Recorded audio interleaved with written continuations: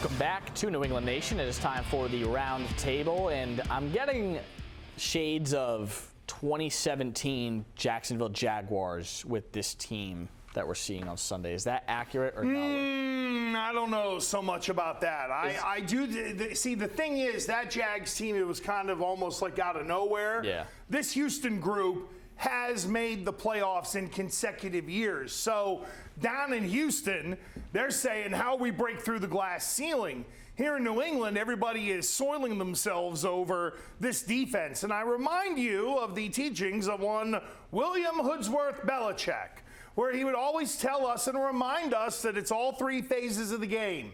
And you could argue Pittsburgh self-destructed when they couldn't run, and then the Houston defense ate them up. So I'll tell you, I'm not as overwhelmed by the Houston Texans as a lot of other people are.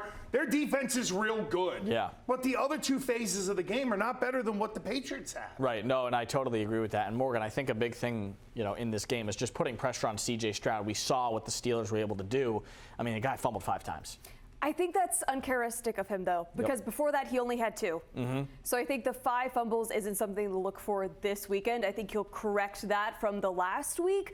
But I still think if you put pressure on a young quarterback and able to disguise some looks, have a long day for him. Well, what's interesting is this guy still a young quarterback?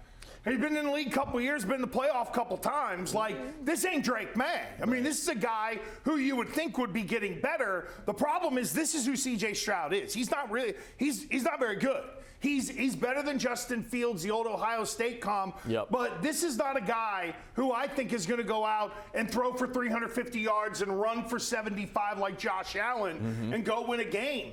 Honestly, I don't love his demeanor. I think he's too calm. There's no, you know what? Tom Brady was the nicest guy. But if you were competing against him, he wanted to rip your goozle pipe out. Right. I don't get that from this guy at all. Right. And I think it's also something, going back to what Morgan said too, Christian Kirk is not going to repeat 144 yards, right, in a game. I mean, that was one of those, okay, he just went off. And we don't know about the whole situation with Collins.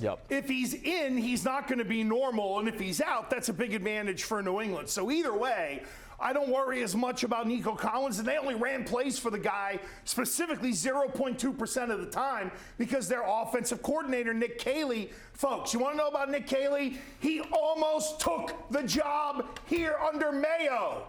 That's how stinky this guy is. He almost coached under Mayo. You love Mayo, don't you? Oh my gosh! Well, I mean, look at the rubes that he picked. I mean, if they're, when everybody goes, it's all about the talent. It's about the talent.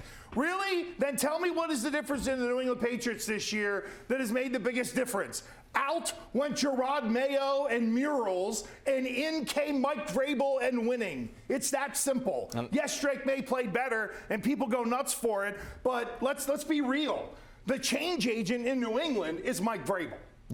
And that's another guy that wants to, Big advantage today. Right. I mean, not that DeMeco Ryans is a bad coach, but Vrabel has gotten to an AFC title game before. Right. And we forget all those years against Houston down in Tennessee. Vrabel's got a lot of institutional knowledge about this team. I think people haven't talked about that enough this week. Yeah, that's actually a really good point. All right. Thanks, Gresh. That's why I rate it. That's it. I love it.